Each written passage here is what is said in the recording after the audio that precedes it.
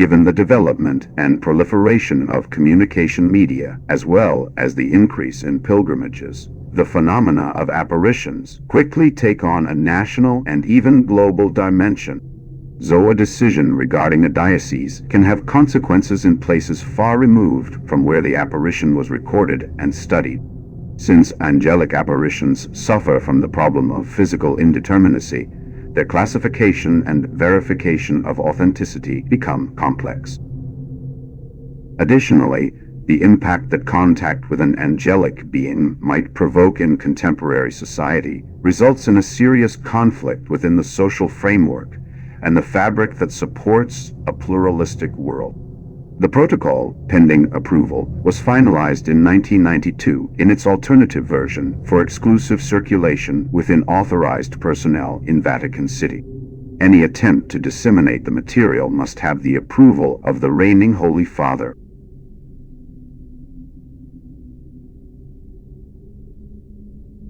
From creation and throughout the history of salvation, we find them, announcing from afar or nearby that salvation and serving the divine plan for its realization. They close the earthly paradise, protect Lot, save Hagar and her son, stop Abraham's hand. The law is communicated through their ministry. They lead the people of God, announce births and vocations, assist the prophets, etc. According to doctrine, angels are spiritual beings created by God, possessing intelligence and will, but lacking a physical body. They are messengers and servants of God, tasked with carrying out His orders in the universe. Unlike humans, angels are immortal and not subject to the physical limitations of the material world. Their categories are varied according to their function in God's service. However, it cannot be said that all angels serve in the same manner.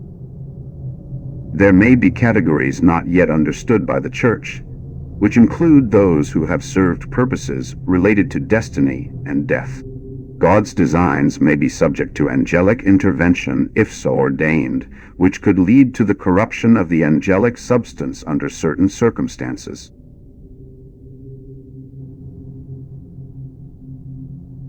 Despite extensive documentation throughout history, in testimonies and artistic representations, the Vatican knows, through its experts and divine grace, that angelic forms cannot be unequivocal. This means there is no definitive way to represent what an angel is.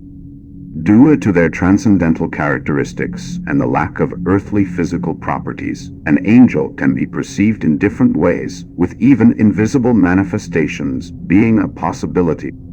However, due to the proliferation of technology and the widespread use of devices such as cameras, it has become more necessary than ever to have a protocol that protects humans from contact with angels that might be processed in other spectrums of light.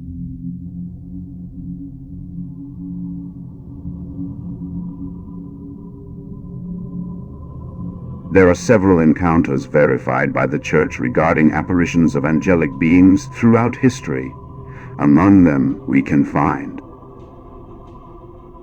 Annunciation to the Virgin. The angel Gabriel appeared to the Virgin Mary to announce that she had been chosen by God to be the mother of Jesus, the Savior. Although the manifestation as an animal or a form of luminous energy is debatable, it is possible that Gabriel also entered Mary's psyche through dreams and introduced the apodictic certainty of the event. On the other hand, it cannot be ruled out that the message was not delivered with the fidelity mentioned in the Bible due to the angelic corruption that some messengers suffer. The encounter with Daniel. Another manifestation of Gabriel appeared to the prophet Daniel to explain prophetic visions concerning the future of Israel and the coming of the Messiah. Gabriel gave Daniel understanding of the divine plan and the events to come. At the tomb. The appearance of an angel at Jesus' tomb after his resurrection is recorded as one of the most significant after the Annunciation. According to the Gospels of Matthew, Mark, and Luke, an angel appeared to the women who went to Jesus' tomb on Easter Sunday and announced that he had risen, transcending his nature and thus initiating the new era of Christianity.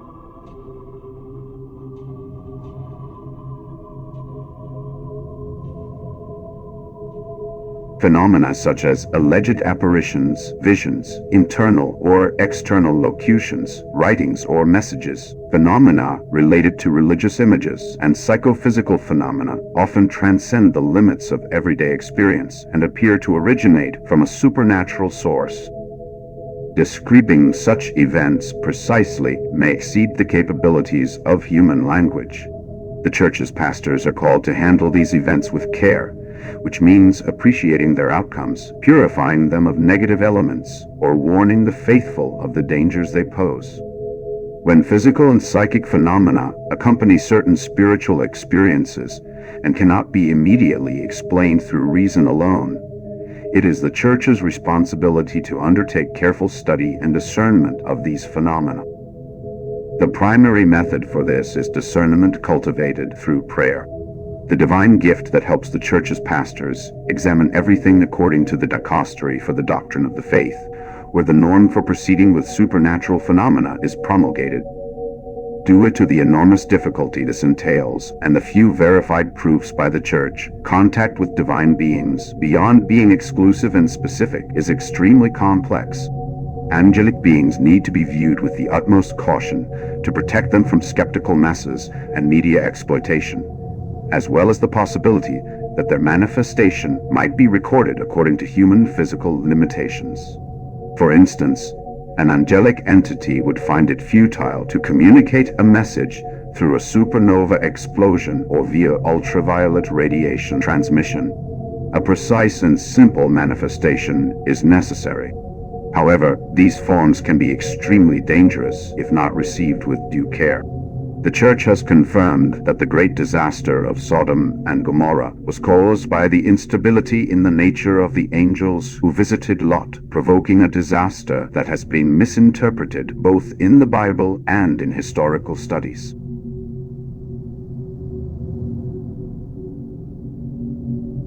Since 1953, the Holy See has established a protocol for the containment of angelic entities that can be apprehended both through reason and material means. In 1949, Giovanni di Petri, an Italo-Argentine priest, utilized a 1905 French papillon camera as the first method to capture an entity corrupted by physical laws. As a result, scientists working in the Vatican have produced a series of devices that allow for containment, both by being seen by the human eye and by the trap of photography itself. Following this procedure, the essence of the entity is encapsulated in the K521 chamber, located under St. John's Tower in Sector 12. There, since 1955, they have been under permanent observation, and thanks to the efforts of the Vatican's scientific team, it has been possible to establish the first intentional interactions with these entities.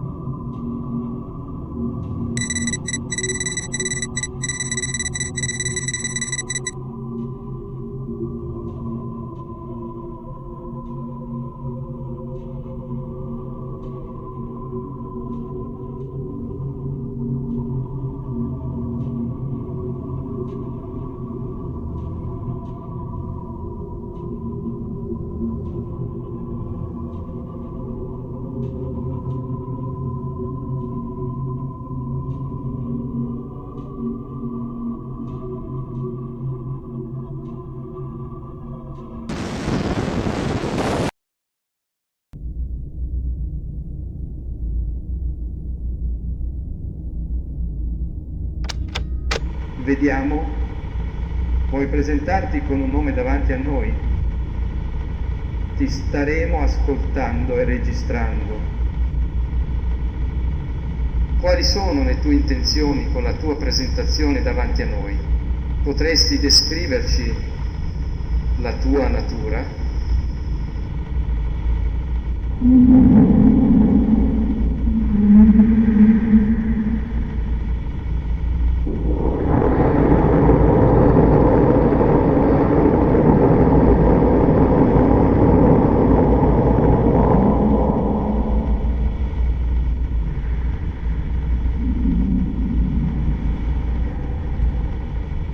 Per favore, procedi e cerca di comunicare con noi. Puoi adottare il nostro linguaggio in modo che possiamo capirti